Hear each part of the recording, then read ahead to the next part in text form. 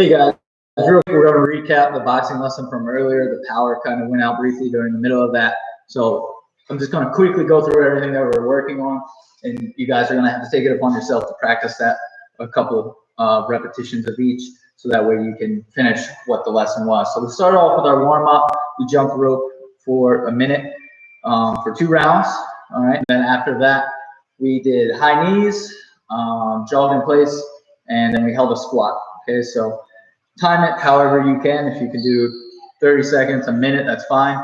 I recommend using a boxing timer on your phone. If you can, there's a lot of free apps you can download.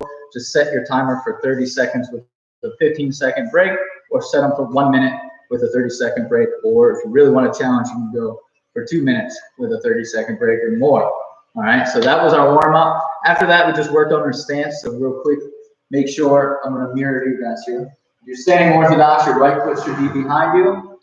Your left foot should be in front. And make sure your toes are pointing the same direction. And big mistake I see a lot of people make is their feet are pointing the opposite way, right? Make sure your toes are pointing the same direction. Now, I don't want my body to be completely sideways here. This isn't natural. Again, if my target is here, I have to reach too far across my body, right? And I'm going to lose my balance, and it's just not really comfortable, right? So you're going to kind of adjust, stagger your feet just slightly, okay? So your back leg should be peeking out a little bit. Your lead leg should be to the left side of your orthodox, okay? Step on the ball of your foot, lift your heels off the ground, bend your knees, okay?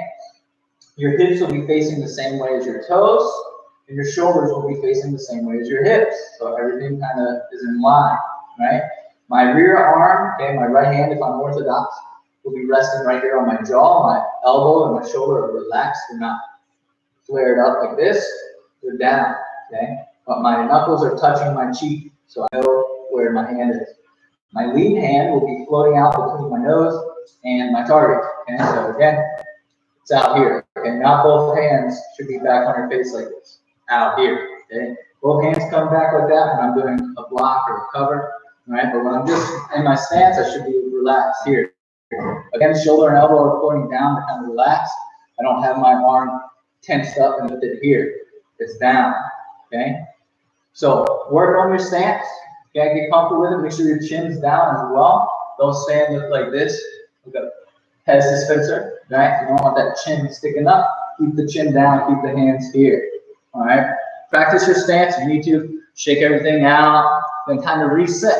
Get back to your stance. Just hold it for a couple moments, then reset. Get back to your stance, reset. Do it a couple times so you're comfortable with it. Okay, after that, I want you to work on your footwork. You're going to work on moving forward, backwards, side to side.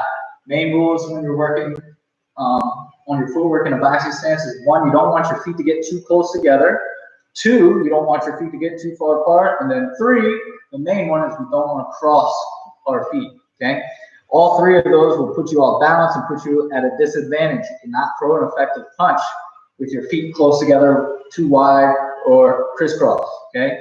So work on maintaining a good stance, right? I'm moving forward, my front foot moves first, my back foot follows, okay? If I move backwards, my back foot moves first, my front foot follows. And just practice that back and forth movement for a round or 2, then work on your side-to-side movements, okay? Same idea.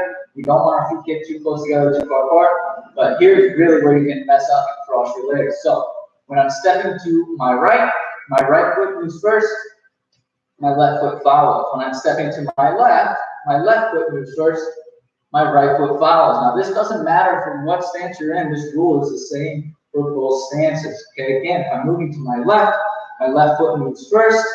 If I'm moving to my right foot moves first. It doesn't matter which foot is in front or behind. Just follow that rule. Left to left, right to right, and you won't cross your legs, okay?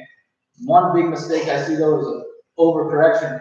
When someone steps to the side, they take a small step first, then their rear foot overcompensates and takes a big step. This is the same thing as crossing my legs. I'm not in a good spot there. So again, remember, manage your steps, all right? If you're stepping only 2 or 3 inches with one foot, you should only be moving the other foot 2 or 3 inches, okay? Adjust it so that way you're in balance, you're comfortable, and you're in a good stance, all right? Practice your stance and your footwork for a couple rounds, and then finally I wanted to end with a double jab. So we're going to work 3 combinations. First one is jab, jab, cross. Okay. Second one was jab, jab, uppercut.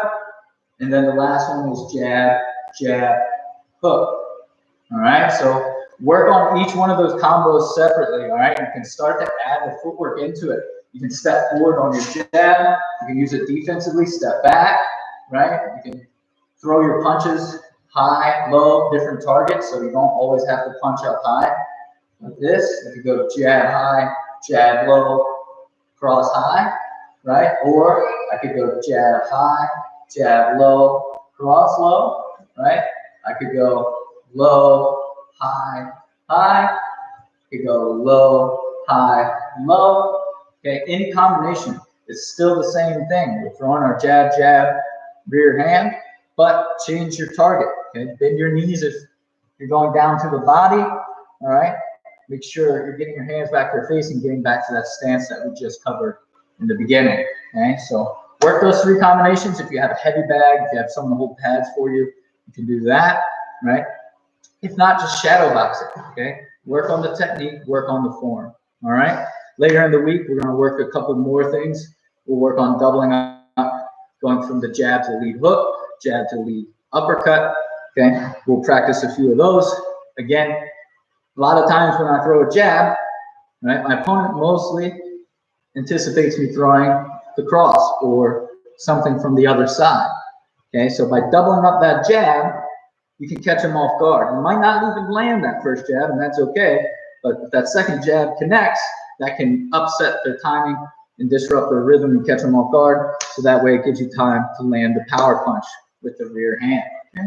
So practice that double jab, use it to set up the cross, set up the uppercut, set up the hook, practice your footwork, practice your stance, and we'll have another boxing workout for you later in the week. Okay? Thank you guys very much. Have a good one. And I'm out.